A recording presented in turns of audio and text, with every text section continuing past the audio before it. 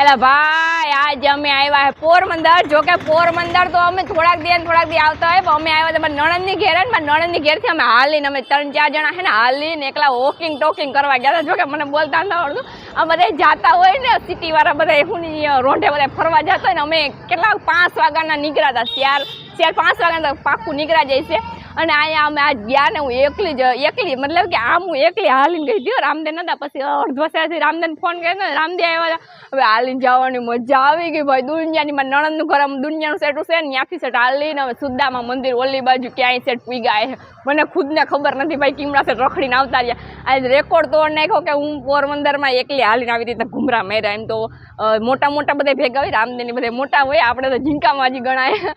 અને હું મારા નણંદ છોકરીને બધા ભેગા ગયા હતા ને ભાઈ મજા આવી ગઈ દુનિયાની.